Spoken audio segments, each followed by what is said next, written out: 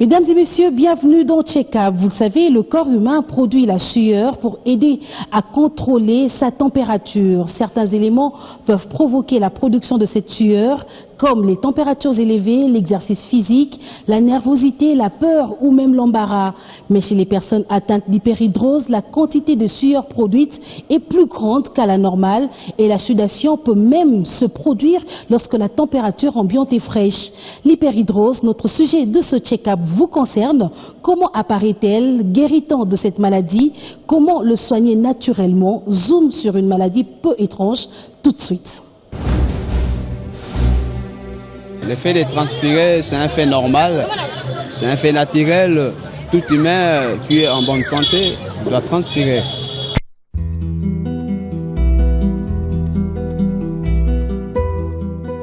Un peu de sueur, le corps en a besoin pour réguler sa température interne. Mais lorsque ce mécanisme s'affole et que l'on se met à transpirer à tout bout de champ, alors la vie devient un cauchemar et le signe peut être révélateur d'un dysfonctionnement de santé. Mais qu'est-ce se passe-t-il quand la sueur envahit curieusement l'être humain? Une petite leçon de médecine, le corps humain est soumis à un métabolisme pour son fonctionnement, parmi lequel la transpiration. Un phénomène tout à fait normal pour un humain, mais qui peut devenir anormal si la manifestation devient excessive. Lorsqu'une personne se soumet à un exercice physique, par exemple, lorsqu'une personne se trouve dans un environnement chaud, lorsqu'une personne est malade, elle a de la fièvre, mais comme le corps humain est censé être à une température stable de 37 degrés, une personne qui est en train de faire du sport intensif se met à transpirer. Tout cela pourquoi? C'est pour que cette sueur qui sort de notre organisme essaye de régulariser la température de la personne pour qu'elle revienne à 37 degrés.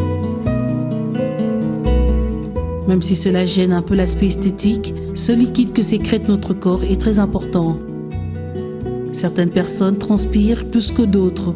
Elles présentent une hyperhidrose, pathologie provoquée par une production importante de sueur. En fait, la transpiration, c'est lié à la santé.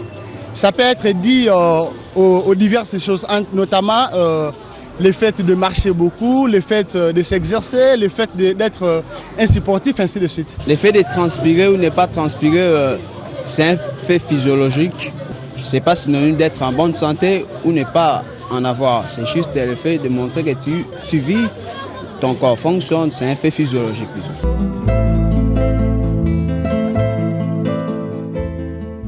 Elles ont une transpiration excessive au niveau des pieds, des aisselles ou des paumes des mains, plus rarement au niveau du cou et des jambes.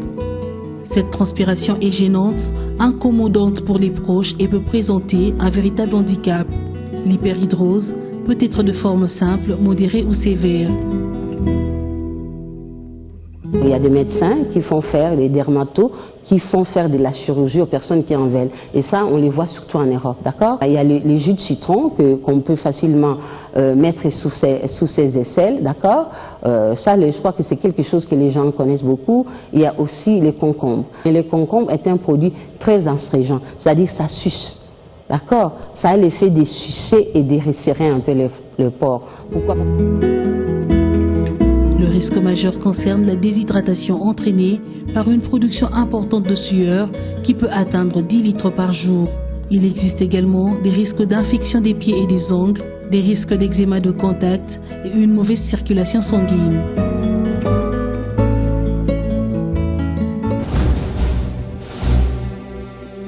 Nous sommes dans une zone tropicale et c'est vrai qu'il fait excessivement chaud à Kinshasa et pourquoi pas dans d'autres provinces de la République démocratique du Congo. Ce check-up sera consacré à la transpiration et pour en parler, Madame Régine Bichoka, vous êtes pharmacien, docteur en génie pharmaceutique et spécialiste de la science de la peau. Bienvenue dans Check-up.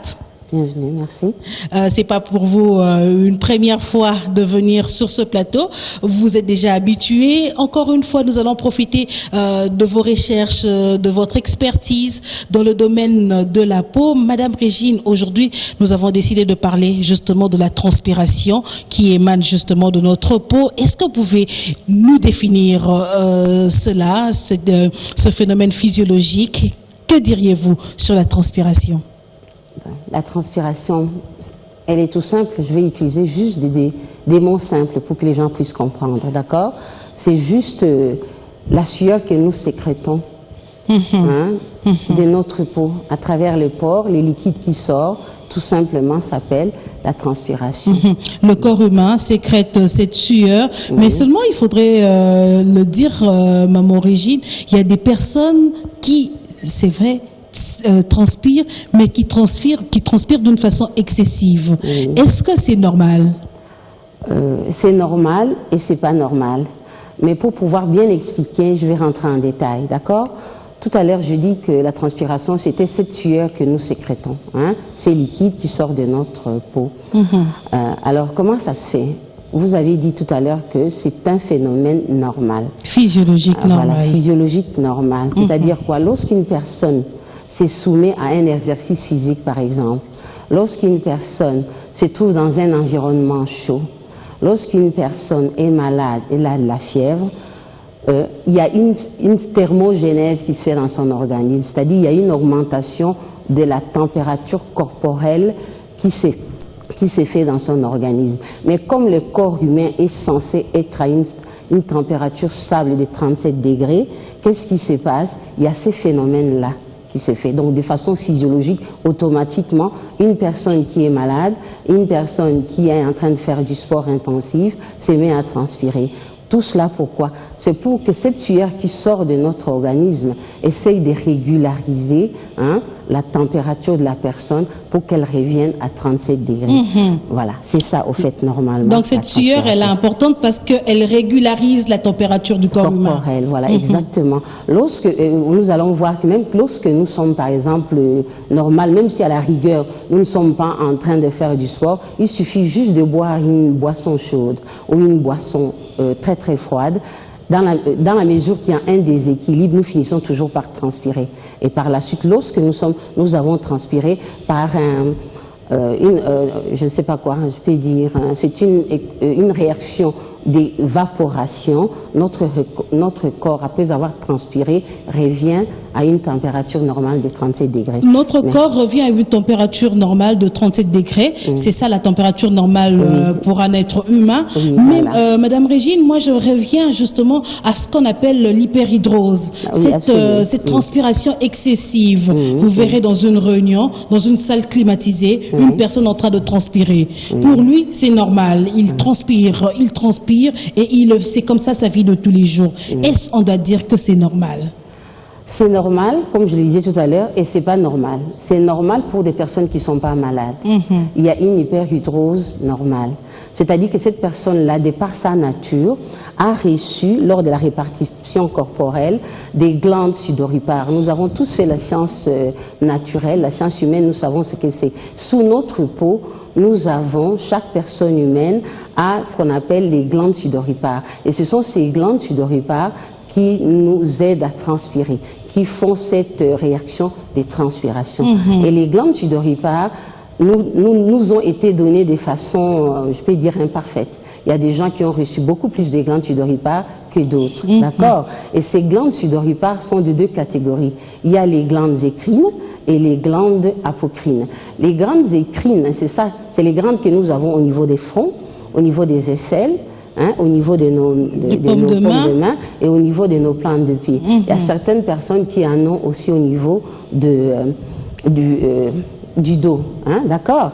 Et par contre, ce sont ces glandes écrines-là qui nous aident à transpirer. Parce que la transpiration, de par le fait qu'elle est régulateur de la transpiration, de la température corporelle, elle sert aussi d'élimination en fait.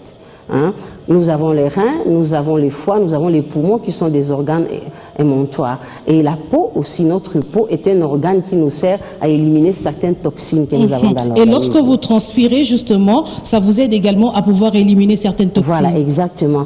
Maintenant, pour l'hyperhydrose, il y a des personnes qui ont reçu beaucoup plus de ces glandes-là dont je parle. D'accord?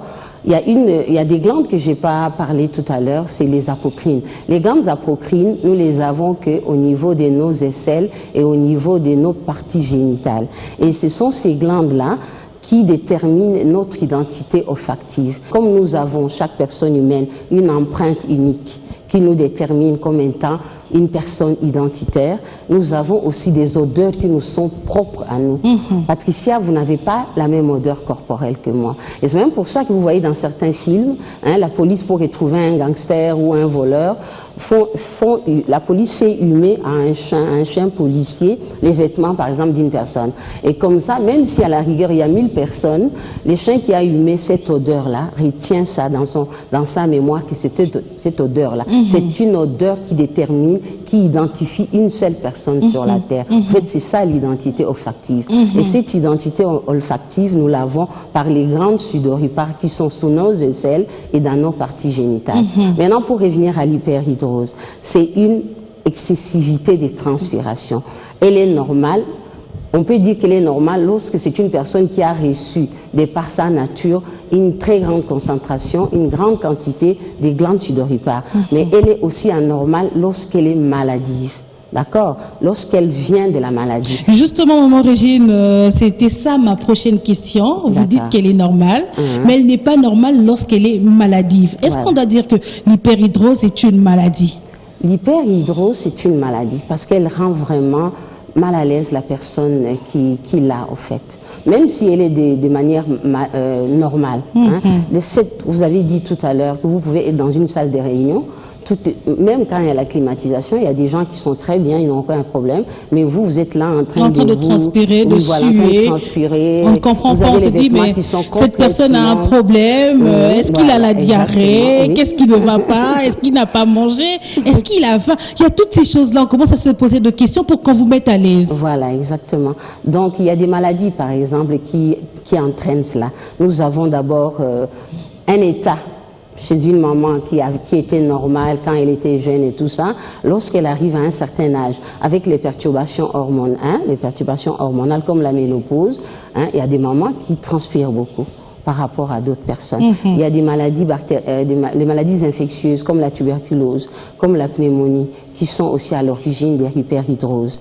Il y a aussi des maladies thyroïdiennes, je peux dire, des maladies de l'hormone, la thyroïde, d'accord, comme l'hyperthyroïdie, peuvent aussi entraîner une hyperhidrose. Il y a aussi le diabète, qui est aussi toujours une maladie hormonale qui peut entraîner l'hyperhidrose chez une personne. Comme aussi je vous disais, il y a des maladies, mais par contre, il y a aussi des personnes qui sont vraiment normales, mais qui ont ces problèmes. Et à la longue, ça devient une maladie parce qu'il y a des femmes aujourd'hui, moi j'ai connu une femme en France qui ne pouvait pas se marier parce qu'elle était gênée d'être tout le temps en train de transpirer. Donc c'est quelque chose qui est naturel, mais qui pour elle est devenu une maladie. Une maladie. Elle était gênée de sortir avec un jeune homme parce qu'elle avait toujours les corps dessinés par les auréoles et tout ça. Le corps dessiné par des auréoles, c'est vrai que ça gêne certaines personnes, surtout les femmes, mais d'autres pensent que c'est normal. Maman Régine, est-ce qu'aujourd'hui on peut savoir s'il y a moyen de pouvoir lutter contre ce problème?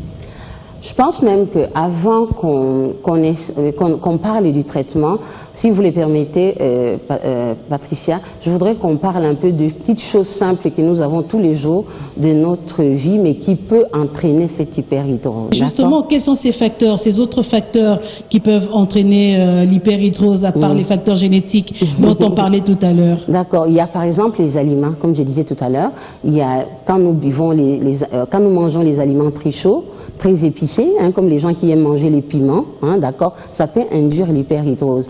Les alcools forts peuvent induire l'hyperhidrose. Certains aliments, comment je peux dire, industriels, comme la charcuterie, les saucissons, tout ça. Vous pouvez avoir des gens du jour au lendemain comme ça qui commencent à beaucoup transpirer parce qu'ils ont l'habitude de manger des aliments raffinés. Des aliments trop gras. Trop gras aussi. Il y a du café, du thé, tout ce qui est trop chaud et tout ce qui est trop froid peut entraîner l'hyperhidrose. Mais il y a aussi les stress.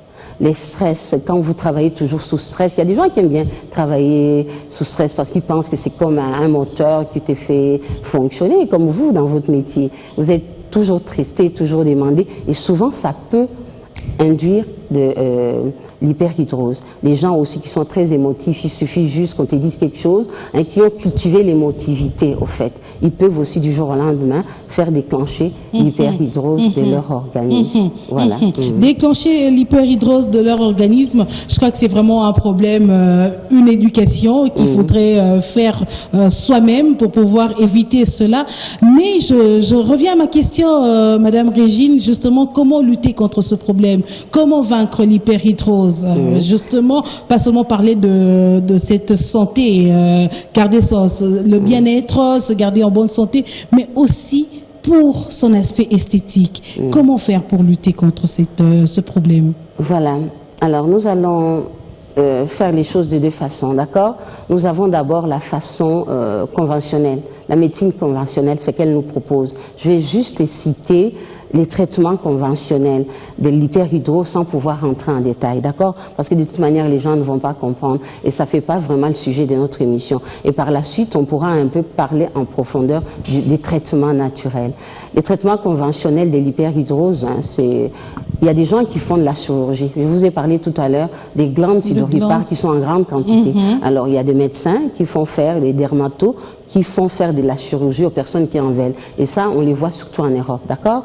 Hein, les gens pour pouvoir réduire quand même ces glandes-là, parce qu'on ne va pas quand même tout enlever, c'est normal, il faudrait transpirer un tout petit peu. Voilà, pour réduire les glandes sudoripares à certains endroits, par exemple sous les aisselles, par exemple, d'accord? Quelquefois sur les dos. Il y a aussi la toxine botulique, ce qu'on appelle couramment les botox, d'accord? En pouvant faire des injections de botox, ça peut réduire aussi l'hyperhidrose. Il y a aussi l'ionophorèse. Ce sont des termes un peu compliqués, mais on ne va pas s'attarder sur ça, l'ionophorèse. Certaines personnes, surtout quand il y a des problèmes avec la grande transpiration des pieds ou des mains, hein, on met un petit appareil dans une bassine, on fait tremper les mains de la personne ou les pieds de la personne, et il y a tellement de séances sous ces séances, et ce sont des séances qui coûtent tellement cher que ça vaut même pas la peine Et ces séances, ça vous aide au fait à pouvoir lutter contre ce problème? Mais beaucoup de gens qui l'ont fait, ça n'a vraiment pas donné beaucoup de résultats.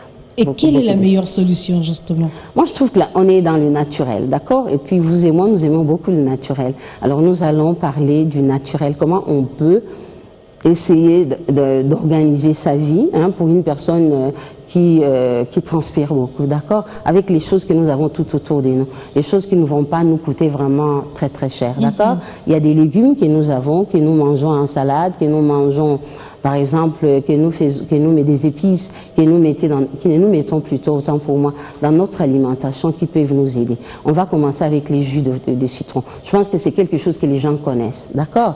Les gens connaissent les jus de citron. Si, par exemple, vous savez que vous avez... Et ce que j'avais oublié de dire, c'est que souvent, quand on transpire beaucoup, il y a aussi de mauvaises odeurs qui émanent de notre corps, d'accord? Et ça devient encore esthétiquement plus gênant encore. Lorsque nous passons, il y a une odeur qui reste derrière nous. Personne ne peut vouloir d'abord faire survivre ça aux autres et puis vivre ça elles-mêmes. Je crois que les personnes qui sentent mauvais, ils supportent eux-mêmes, mais c'est leur entourage qui ne supporte pas. Souvent, ils ne sentent pas qu'ils sentent mauvais. En fait, c'est ça. Voilà, il y a les jus de citron qu'on peut facilement mettre sous ses aisselles, d'accord? Ça, je crois que c'est quelque chose que les gens connaissent beaucoup. Il y a aussi les concombres. Les concombres que nous mangeons, que nos mamans utilisent pour mettre dans le pondou, ou bien que nous mangeons pour faire la salade. En salade. Ça va, c'est vraiment très bien. Le concombre est un produit très astringent, c'est-à-dire que ça suce. D'accord? Ça a l'effet de sucer et de resserrer un peu le pore. Pourquoi? Parce que lorsqu'on resserre un peu le pore de sa peau, parce que nous transpirons par le pore, d'accord? Les petits trous que nous avons sur notre peau. Lorsque les pores sont resserrés, il y a une diminution quand même de la température. C'est-à-dire qu'on peut contrer l'hyperhidrose en utilisant les concombres. Nous prenons des concombres, nous faisons une pâte de concombres et nous mettons sur la peau. Et tout le monde sait par quelle partie du corps où il transpire beaucoup. Voilà, si c'est entre les jambes, si c'est sous les aisselles, si c'est au dos, alors vous passez votre temps à vous frotter. Vous êtes sur votre lit, vous demandez à quelqu'un de vous frotter. Et c'est pareil même avec le citron, vous demandez à quelqu'un de pouvoir le frotter. Mais est-ce que même origine, les parties du corps qui transpirent un peu plus dépendent d'une personne à une autre? Oui, dépendent d'une personne à une autre. Ce ne sont pas exactement les mêmes parties. Il y a des gens, par exemple, qui ont souvent tout le temps les mains moites.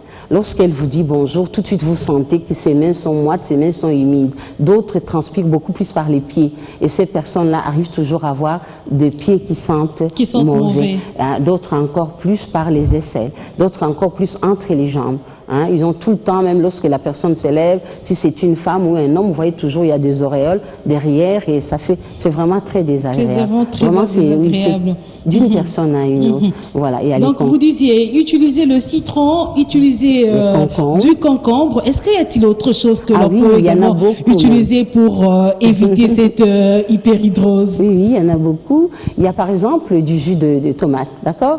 Les bonnes tomates que nous avons pour l'instant dans nos marchés, nous faisons une purée, une grosse bonne quantité, 3-4 tasses de purée de tomates fraîches, qu'on n'a pas bouillie, que nous mettons dans notre eau de bain. D'accord? Vous avez une baignoire, vous mettez cette purée de tomates dans le bain et vous plongez, au lieu de mettre du bain moussant ou autre, vous mettez cette purée de tomates. Et vous restez pendant combien de temps dans l'eau? Peut-être même 15, 20 minutes, 30 minutes, ça dépend vraiment, c'est vous qui connaissez votre corps. Si vous voulez vraiment lutter contre ça, donnez-vous du temps. C'est-à-dire, vous vous mettez là-dedans et vous commencez à lire même un journal. Même si l'eau est bonne et qu'elle sent bon, cette eau-là, pourquoi ne pas y rester? La tomate, elle sent bon, elle est naturelle, c'est pas quelque chose de mauvais. Il y a aussi l'aloe vera qui est très bien, les gels. Vous avez des plantes d'aloe vera chez vous, vous prenez le gel qui est à l'intérieur et vous l'appliquez sur la peau. Il y a plein de petites astuces comme ça. Il y a aussi du persil. Mais c'est vrai que le persil frais ne sent pas très bon, mais c'est un puissant anti-transpirant. C'est-à-dire, vous prenez une botte de persil, vous pilez et après vous mettez cette persil-là comme les tomates dans votre eau de bain. C'est très bon. Mais il y a un produit, que je voudrais vraiment conseiller aux gens, c'est le bicarbonate de sodium. D'accord? Le bicarbonate de soude, les gens l'appellent couramment les bicarbonates de soude. Le bicarbonate de soude. Mais normalement, c'est le bicarbonate de sodium, il n'y a pas de problème. Donc c'est la même. Cette bicarbonate que les mamans mettent dans leur limbondo, cette bicarbonate qu'on achète en pharmacie, c'est ces bicarbonates, c'est cette poudre-là qui est vraiment très bonne, efficace. Très efficace. Lorsque vous rentrez le soir à la maison, vous savez que vous êtes sujette à l'hyperhidrose, vous mettez la poudre de bicarbonate. Et surtout pour les mamans qui aiment beaucoup plus leur corps que d'autres, peuvent même prendre le temps de faire un gommage. Un gommage prennent le temps vraiment pendant 45 minutes, 1 heure dans leur salle de bain, elles sont assises, elles prennent la poudre de bicarbonate un peu mouillée, elles commencent à se frotter tous les corps. Ça va faire d'une pierre deux coups. Le premier truc, elles trouvent une solution pour leur peau, pour que leur peau soit beaucoup plus douce. Et puis, deuxièmement, elle se traite contre l'hyperhidrose. Maman Régine, merci pour tous ces détails. Vous aviez dit qu'il y a certaines personnes qui recourent à la chirurgie et d'autres qui recourent aux produits naturels. Mais ma question, est-ce qu'il y a également un traitement par voie orale, un médicament, un comprimé ou bien une physiologie à boire pour pouvoir lutter contre ce problème d'hyperhidrose? D'accord. Ça, c'est par rapport à l'anamnèse du médecin. D'accord? Lorsque le médecin arrive à constater que la malade ou le malade qui est en face de lui a une hyperhidrose par suite d'une dépression, d'accord, des sentiments d'émotion très forts, des sentiments de stress, le médecin peut proposer les antidépresseurs, d'accord, pour lutter contre cette dépression que la personne. Et lorsque la personne va guérir de sa dépression et elle sortira aussi indubitablement de cet état d'hyperhidrose. Mais c'est un processus, ça prend quand même du temps. Oui, ça prend du temps. Vous savez que toutes ces maladies psychologiques-là, c'est des maladies qui prennent du temps. Voilà. J'aimerais parler des antitranspirants. Tout à l'heure, vous avez fait allusion à ça. Aujourd'hui, il y en a dans les supermarchés, dans des rayons cosmétiques. Il y en a de toutes sortes, beaucoup des modèles. On vous dit ça, si vous l'utilisez, vous pourriez garder votre corps 24 heures sans transpirer. Est-ce qu'on peut dire que ce sont des produits cosmétiques pour lesquels on peut quand même accorder un peu de crédit et dire que je veux l'utiliser dans toutes les parties de mon corps qui transpirent un peu plus? Moi, en tout cas pour moi, je ne conseillerais pas. Je suis pharmacien. Les pharmaciens aiment bien vendre. Hein. Vous n'allez pas me dire qu'il n'y a pas un pharmacien qui a fabriqué un produit qui ne va pas vouloir le vendre. Mais moi, je ne proposerais pas aux gens d'utiliser les antitranspirants. S'il y a un antitranspirant que je peux proposer aux gens, c'est la pierre d'Alain. La pierre d'Alain, c'est un produit naturel qui est fait à base de sulfate de potassium ou bien qui est un produit qui vient du Maroc, hein, qui est fait à partir des minéraux qui sont dans la terre. Lorsque on a la pierre d'Alain, n'a aucune odeur, il n'y a pas de parfum dans la pierre d'Alain, c'est quelque chose de naturel. On peut l'utiliser comme un stick antitranspirant. Mais tous les autres antitranspirants, on a beau dire ce qu'on a beau dire. C'est vrai que, fut un temps, on avait, comment dirais-je, stigmatisé les sulfates d'aluminium qui étaient dans les produits antitranspirants, oui, qui resserraient les pores, qui bouchaient les pores. Comme ça, les personnes pouvaient rester 24 heures sans transpirer. Mais on a constaté par la suite que ce sont des produits qui sont cancérigènes. D'accord. Surtout pour les femmes qui les mettent tout autour des aisselles et partout, et ça peut induire un cancer des seins. D'accord. Et ce sont des produits dont on a vraiment beaucoup parlé, et même certains déodorants qui sont à base d'aluminium. D'accord. Mais maintenant, tous ces produits-là, au fur et à mesure que les années passent, on les enlève de la formulation des antitranspirants. Mais il y a autres produits aujourd'hui qui font partie de tous ces produits cosmétiques qu'on appelle les perturbateurs endocriniens, qui sont comme par exemple les parabènes, les phtalates, et qui induisent et aussi beaucoup de cancers, des cancers hormonaux. Donc on doit également faire attention à tout ça. On doit faire attention aux déodorants et puis aux antitranspirants. Les antitranspirants étaient utilisés à même sur la peau. On l'utilise pas. Si on veut vraiment arrêter, on cherche une bonne pierre d'Alain qu'on peut utiliser. Sinon, pour les déodorants, pour pouvoir les utiliser, pour les gens qui sont vraiment, on peut pas les arrêter, on peut pas les détourner des déos et des parfums. Alors moi, à ces gens-là, je leur dirais, utilisez vos déos et vos parfums, mais sur vos vêtements, mais pas sur la peau. Mais c'est la peau qui transpire, justement, c'est ça le problème. C'est la peau qui transpire, on veut sentir bon, on veut éviter les mauvaises odeurs. Madame Régine, vous êtes spécialiste de la science de la peau. C'est vrai qu'il y a d'autres personnes qui sont en train de vous suivre là maintenant et ils se disent, ok, on va essayer. Mais ils essayent, ils continuent à sentir mauvais. Est-ce que cette odeur a collé sur leur peau ou bien il y a également autre chose qu'il faudrait faire pour sentir bon? Voilà. Alors, il faut d'abord commencer dès le commencement, en fait. C'est-à-dire qu'il faut être une personne propre. Tout à l'heure, j'ai dit que ce sont les glandes apocrines qui déterminent notre identité olfactive. Les glandes écrines, celles qui sont localisées au niveau du front, au niveau des paumes de nos mains et au niveau des pieds, ne sont pas vraiment les glandes qui induisent l'odeur, mauvaise ou bonne odeur. Ce sont surtout nos glandes apocrines, celles qui sont sous les aisselles et dans nos parties génitales, d'accord, qui induisent la bonne ou la mauvaise odeur. Alors, qu'est-ce qui se passe? Lorsqu'une personne transpire et que cette personne-là laisse sous ses aisselles ses poils, parce qu'elle trouve que c'est bon d'avoir des poils. Oui, on dit que vous êtes velu, vous avez des poils un peu partout. Exactement, voilà. Et qu'est-ce qui se passe lorsque cette personne-là en même temps transpire? Au niveau de ses poils, nous avons ce qu'on appelle les bactéries amies, au niveau de nos poils. Ces bactéries-là, nous devons vivre avec en bonne... je ne sais pas quoi, en bonne amitié, parce que ce sont des bactéries une bonne cohabitation. Voilà, exactement. Mais ces bactéries amies, dans la transpiration, il y a une prolifération de ces bactéries qui ne deviennent plus des bactéries amies, mais qui deviennent des bactéries nocives et puis qui aussi entraînent ces mauvaises odeurs-là. Si vous êtes une personne, vous savez que vous transpirez et que vous prenez soin de votre peau. Si vous êtes une femme, rasez-vous les aisselles, rasez-vous votre pubis. D'accord? Et puis, si vous êtes un homme, rasez-vous. Et rasez-vous même ici. Moi, je connais des hommes qui s'épilent, hein, et qui s'épilent le corps. Qui s'épilent vraiment les corps. Et puis, ils sont très bien. Quand ils savent déjà qu'ils ont ces problèmes-là des transpirations. Si vous n'avez pas de problème de transpiration, tant mieux pour vous. Mais c'est la première chose à faire. Et lavez-vous avec des savons qui sont des savons biologiques, qui ne sont pas des savons chimiques qui vont arriver encore à perturber les films hydrolipidiques de votre peau. Aujourd'hui, il y a des savons biologiques sur les marchés. Moi, j'en fais, par exemple. Je crois qu'on en avait parlé lors d'une émission précédente. On avait parlé du savon noir, mais on a évolué, d'accord? Et il y a sur les marchés des savons biologiques. Il y a sur les marchés des gels douches qui sont des gels biologiques parce qu'ils sont au même pH que le pH de la peau. C'est-à-dire un pH acide.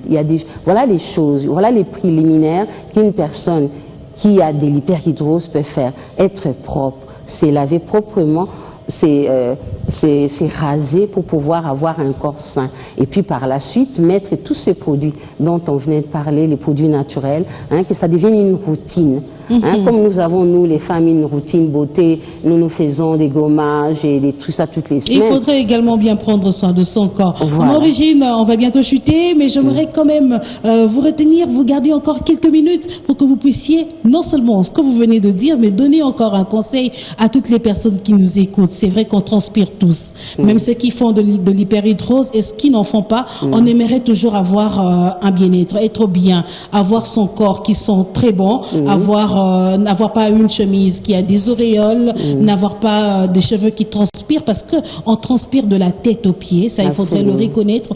Qu'il faudrait-il faire pour toujours sentir bon, pour toujours garder son corps en forme et bien? D'accord. C'est comme on disait tout à l'heure, il faut prendre soin de son corps avec les choses naturelles qu'il y a tout autour de nous. On ne va pas aller chercher quelque chose qui coûte très très cher pour qu'on puisse sentir bon, d'accord? Il faut bien se laver avec un savon biologique, c'est-à-dire un savon acide qui a le même pH que le nôtre, d'accord? Et puis après, si vous êtes quelqu'un qui aime beaucoup son parfum, alors vous mettez votre parfum et puis vous le mettez, mais pas sur le corps même, mais sur un vêtement, d'accord? Et lorsque vous avez mis ces parfums sur les vêtements, vous venez les soirs, essayez de mettre votre vêtement quelque part où il va être aéré, d'accord? Et les lendemains, ne le reportez plus, reportez un autre, en essayant toujours de garder votre vêtement à un endroit. Et nos mamans les faisaient. Vous vous rappelez, quand on était enfant, nos mamans étalaient toujours leur pagne, et puis les lendemains, le repassaient pour le remettre. Mais là, vous nous envoyez à une autre question, Madame Régine. Certaines personnes utilisent même leur dessous pendant 2-3 jours, et surtout pour les hommes. Est-ce que ça pourrait également être à la base des mauvaises odeurs? Oui, absolument, parce que nous transpirons. Et lorsque nous transpirons, nous avons dit que la transpiration, même lorsque vous n'avez pas de poils de pubis, vous ne pouvez pas mettre 1 kilo 2-3 fois. Parce que lorsque nous transpirons, surtout entre nos jambes, nous faisons sortir les phéromones qui contiennent les glandes sudoripares. C'est ça qui nous donne notre identité, comme j'ai dit tout à l'heure. Et ça reste sur sur les vêtements. Et imaginez, et puis en plus, à part les phéromones, il y a aussi des toxines qui sont des éléments mauvais plutôt, autant pour moi. Comme par exemple quand nous faisons pipi, nous ne pouvons plus répartir et reprendre notre pipi. C'est la même chose que la transpiration. Lorsque nous transpirons, nous avons fait sortir des éléments qui sont nuisibles pour notre peau. Nous ne pouvons pas les lendemains reprendre encore la même culotte et l'enfiler parce que nous sommes un homme. Ce n'est pas possible. Ce n'est pas possible. Merci beaucoup, Madame Régine Bichoka. Je rappelle que vous êtes docteur en génie pharmaceutique et spécialiste expert dans la science de la peau. Avec vous, nous avons parlé de la transpiration, mais surtout de l'hyperhidrose, cette transpiration excessive. Je sais que beaucoup de personnes qui sont en train de nous suivre sont également en des problèmes de l'hyperhidrose et se sont retrouvés au cours de cette émission. Un numéro sera affiché sur le bas de votre écran et vous pourriez appeler Madame Régine Bichoka pour avoir un peu plus de conseils et pourquoi pas la rencontrer pour qu'elle puisse vous expliquer beaucoup de choses sur la santé, sur la peau et pourquoi pas pour son bien-être. Mesdames et messieurs, on se retrouve juste après cette rubrique 1001 questions santé. Comment éliminer l'odeur corporelle? Qui n'a jamais vérifié subtilement l'odeur de ses aisselles? D'un moment à un autre, presque tout le monde s'est fait de soucis à propos de ces odeurs corporelles. Heureusement, il existe de solutions pour faire disparaître ces odeurs corporelles temporairement, ainsi que de solutions plus permanentes d'améliorer son hygiène et d'éliminer ces odeurs pour de bon. Premièrement, vous devez vous laver. Les odeurs corporelles sont provoquées par des bactéries qui provoquent ces odeurs. C'est pourquoi vous pourrez vous débarrasser rapidement de ces odeurs en lavant votre corps et en particulier les parties qui sont les plus. Cependant, il est important d'utiliser le savon ou un autre produit antibactérien lorsque vous vous lavez plutôt que de vous rincer seulement avec de l'eau. Appliquez un antitranspirant. Les antitranspirants forment une barrière qui bloque la transpiration avec des produits chimiques, notamment l'aluminium, qui aide à contrôler les odeurs corporelles. Si vous préférez ne pas utiliser des produits chimiques, essayez certains remèdes naturels pour faire disparaître rapidement vos odeurs corporelles. Il s'agit entre autres du vinaigre. Le vinaigre est un antiseptique naturel.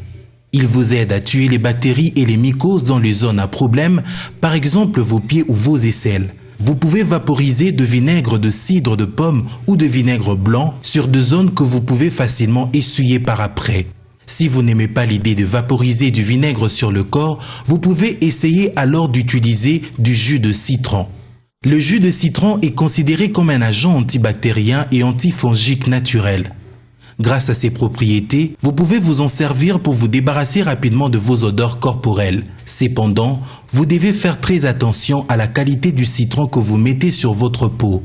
Le jus de citron est très acide, cela signifie qu'il peut facilement irriter votre peau. Si vous vous retrouvez avec des irritations, lavez le jus de citron qui reste sur votre peau et attendez quelques minutes avant d'appliquer une quantité moindre de jus de citron sur cette zone. Si vous pouvez aussi, essayez de diluer les jus de citron avec de l'eau. Gardez votre peau sec. Les bactéries aiment des environnements très humides qui offrent de la nourriture, de la chaleur, ainsi que du pH, un taux de sodium adéquat. Tout cela se retrouve sur une peau humide. C'est pourquoi il est important de sécher la peau à chaque fois qu'elle devient humide, que ce soit à cause de la douche ou de votre transpiration. C'est la fin de ce magazine, mesdames et messieurs. Je vous retrouve très prochainement sur Bio1 Télévision.